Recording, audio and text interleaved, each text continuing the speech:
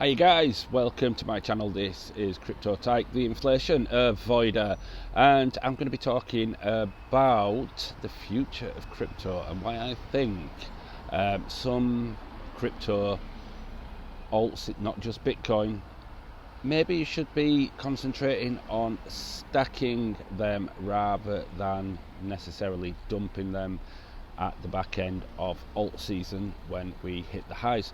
Although my point to it mainly is not all crypto is made equal, and this is my point with the future of crypto, and I think why, as the market is set to mature as time progresses, it's only a young market, and that's why it's quite volatile and people don't fully trust it. It's considered a high risk asset market, and these things mean that prices can be volatile. People will buy and sell very quickly at the slightest bit of panic in the market or the slightest bit of uncertainty, whereas those markets that have been around a lot longer are used to what happens and trusted more, and therefore they don't have the same volatility. Now, the volatility is something that over the years has made people very, very wealthy, and the difference is that as the market matures and becomes less volatile, the people who are making a quick buck from crypto won't be able to do that so much as they used to do, and it will become more just a case of getting lucky on silly pumps on meme coins and things like that. That market will probably always be there and always be volatile, but what we're talking about is serious crypto and the future for crypto. And this is where I've started to find that I'm planning for the future, and this is why I call myself an investor, not a trader, even though, as you've seen in my videos before, there is trading that has to be done. That's mainly just housekeeping more than anything else, taking profits here and there. Things change, and this is it as well. So like with the injective that I said on my last video that I sold, there's certain crypto when you first get into it that you're like, right, I'll buy that, I want to make sure that that's going to pump, and there's a very pump mentality that a lot of people in crypto, I wouldn't say the majority, but there is a lot of that in crypto where you've got this, what coin's going to pump mentality. And those, I think personally, if you're looking at it like that, you're looking at it in the wrong way, because it's not about what's going to pump. That is kind of a young, youthful way of looking at it, and it's because the market's maturing. That means the investment strategies mature, and people who get experienced in it mature with it, and their way of investing matures. So just like with the other markets out there, you don't necessarily get the same kind of pump mentality. There'll come a time in crypto where you won't get that pump mentality, and it'll all be about looking at which coins which have the best future and are the most secure and have the most use in real life. So this mentality of, what's the next big thing that's going to pump, that'll just be for the little boys who are playing at trying to make money, the get rich quick merchants. And the get rich quick merchants usually fail 99 times out of 100, and that's why only a small amount of people actually get rich. So for instance, with Bitcoin, when it first started, there were only a small amount of people who actually got rich by buying Bitcoin. Everybody else is like retrospectively going, if only I bought Bitcoin then. Most of them would have probably sold it anyway when it got to $1,000, $2,000, $3,000, whatever. They wouldn't have been holding on for $10,000. So even those people, again, because it were new, pump and dump mentality, people wanted to get rich quick, and that were like, oh shit, yeah, get rich quick, now I can turn it over and sell it, and then they regret selling it because look at the price now. And so it won't be a case with Bitcoin, for instance. it won't pump like it used to do. There'll come a time when that price, maybe $500,000, maybe at $1 million, where it's more sideways then up, little downs, little ups, and that will be how the crypto market develops. So what does it mean for altcoins? Well, it means that some altcoins will be worth having, whereas others end up dying and just going along doing nothing. Like I say, you probably get that in the meme coin market because it's just kids playing. You get lucky and the price goes up. It's like gambling. But in the serious crypto, there'll be a maturer market as the years go by. So I don't know whether it'll happen at the back end of this alt season. I think it's maybe a little bit too early. But long term, you want to be then looking at which crypto has real world uses and where the big financial giants are, what they're using to for different things. And obviously Ethereum is the natural one. It's trusted, it's been around a long time, and it's got a lot of use, and it is going to be a solid investment. That's why you've got the big players, smart money, investing now in Ethereum like they are in Bitcoin, because long term they expect the value to continue to go up and do well, solid. What they're not looking for is something that could end up being worthless because of whatever reasons. It's something that will bounce back once, if there's any black swans, things like that. So when it comes to the height of alt season, Ethereum's one on the list where it's like, is it a good idea to take profits on that and sell all of your Ethereum before it comes back down? Some will argue probably for the short term, yeah, there's nothing wrong with doing that. There's others who'll just hold on to it and ride any ups and downs and buy more and more over time, just like they do with Bitcoin. So then, and that's what I'm expecting, not necessarily at the end of this bull run, but the next bull run. So I might just be safe to sell and make some profits. Not financial advice, of course, I'm not a financial advisor. Sell and make profits at the end of this bull market. But the next bull market, that could be different. The next 4-year cycle, that could be a different ball game, and that is where we saw in the decent, long-lasting crypto from the stuff that have no real use. And that's because it's now so many as well.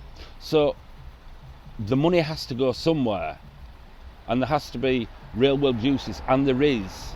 It's like with stable coins now. You look at that in time, what's it got, right? Well, the banks are already shitting themselves about it, because they know that if you have staking, you're getting 4-5% interest just by having it sat on a stable coin that is going to maintain its value pegged to the dollar. You can't do that with normal fiat currency. So you've got something stable, and the fiat currency, the banks only want to give you 1% interest in a normal bank account. So they want it outlawing, and they're trying in America to get an amendment through that says you can't, stable coins can't give you interest. Why? Because it makes common sense that you're not going to leave your money in the bank. You're just going to buy stable coins and get the interest out of those. And if it's not in the bank, they're not making money out of you. And the same goes for transactions. Now, transactions, and if you look at how you use money, how many of you are like me and don't carry money around with them, actual paper money and coins? I just use my phone. Boom. It's just digits to me. And that's how I pay for stuff, everything. If you're a shop that doesn't take card payments, then I'm not interested in buying from you. Now, the problem for businesses is that the banks take a nice little chunk of that. Third party places supplying that. Every transaction, they make money out of it. And it's to businesses, not a small amount, especially small businesses. So with stable coins, it'll come to a point where more and more companies adopt accepting stable coins, and it's just a matter of going to be, in time, just scan your phone and it's done. Banks aren't getting a cut, and banks lose out, and that's the future. So the banks will probably want to get in on that at some point, by the way. So you've got to think about that. And what are those stable coins being built on? Solana, Ethereum, and that then makes Solana and Ethereum have real world value, the future. So they're things you have to look at, and you go, right, okay, one day there's going to come a time, and I think this is the case, where we'll have another alt season where prices continue, and it'll confuse people. Maybe they're not expecting this alt season to deliver like last alt season did. Maybe it will, maybe it'll go higher, and that'll be the catalyst for another, when the next alt season comes round, the next 4-year cycle, the prices go high again like they did before, maybe higher, maybe record highs. But what will happen then is some of those, maybe your chain links, maybe your Avaxes, Solana, Ethereum, we'll take Bitcoin out because we know that'll be stabilising, and maybe a selection of others, possibly Ondo, possibly Sui, things like that. Instead of bombing back down for the next 3 years, they'll hold their value. They might go sideways, they might just come down a little bit, but they won't bomb. But the rest that have gone up will bomb, and they'll go down possibly worse than ever. And not only that, some of those will never ever recover. So it's going to be survival out of the fittest. And I've said this about Casper, it's a good technology, but good technology doesn't guarantee that it's going to have the winning, it's going to be a winner. It's a good bet, don't get me wrong, and I am buying that over long term, but there's no guarantees. It's about trust, it's about maturity. And Bitcoin, maturity, that's why it's like the gold standard, digital gold. And I won't go into all the reasons, but that's why it is.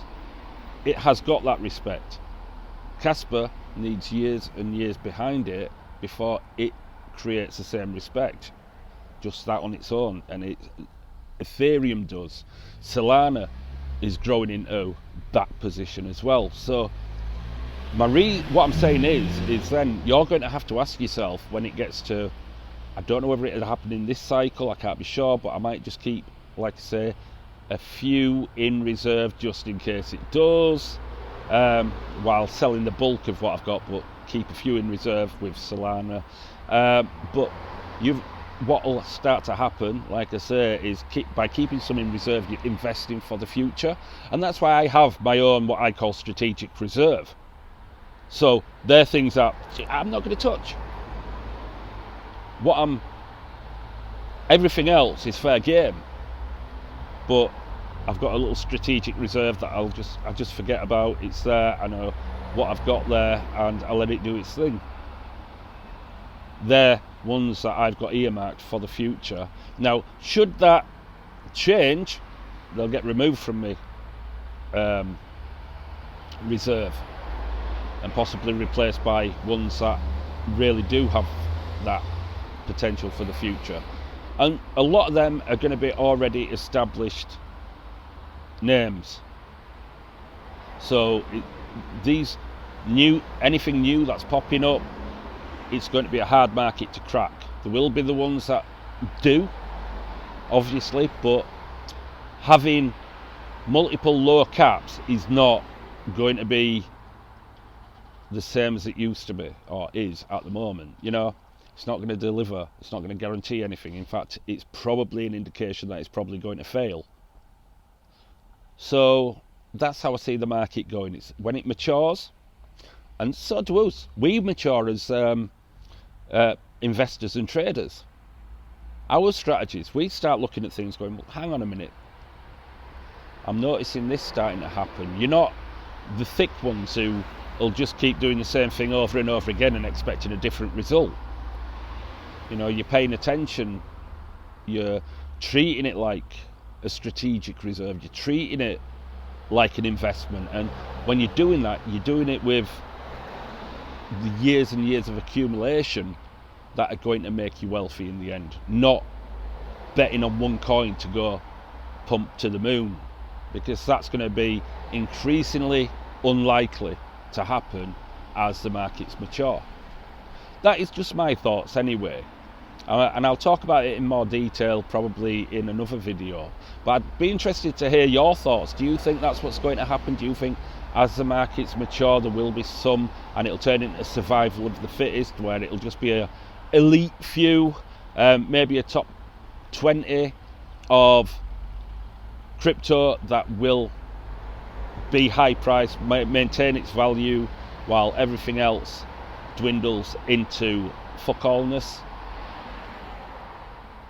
Or do you think the market's just going to stay the same? I don't. I think it's going to mature, and I think it's going to mature because crypto now is the answer to a lot of financial questions.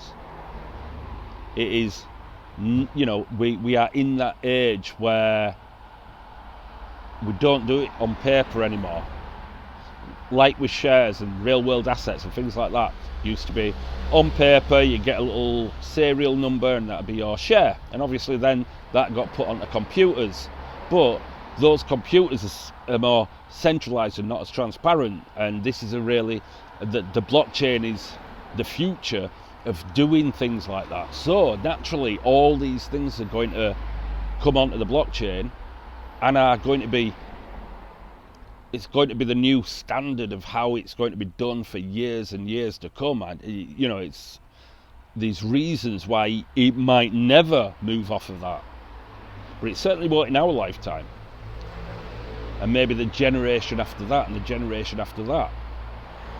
So that makes those ones that are now being used and developed on really, really valuable. But it makes life harder for the new kids on the block trying to get in and establish themselves, because that's what happens all the time in business. Once the big boys are on, once those major players are in and using it, and that will separate out, make it more and more and more difficult for the smaller people. The wealthier get wealthy, you know, wealthier. That's how it works. The poor get poorer, and that gap, that divide, no matter what business you're in, that will always happen. You open a shop, you only need a supermarket to open around the corner, and it screws most of your business. And that's how it works. And supermarkets, because they've got so much money, they open local supermarkets, so they're opening exactly the same as what you've got, but they can buy, their buying power is massive, so you're only able to sell, you can't compete in price, you end up going out of business or really struggling to make ends meet, whereas they can just corner the market. And that's what will happen with crypto. So it's about starting to look and starting to understand the crypto you hold. You know, learn what it does, learn who's using it, the latest news on it, keep yourself informed and see what potential there is for it. And mostly it will be things like Chainlink, maybe Render, Avalanche, again, as we know, Solana, possibly BNB, Ethereum, the big players now, and they're the ones that have got the trust right now, and this is while people are coming in. to have real uses for it. It's going to get more and more difficult for the smaller caps, the newer projects, unless they're backed by multi-billion-dollar corporations. Part of the reason I think I've got sweet.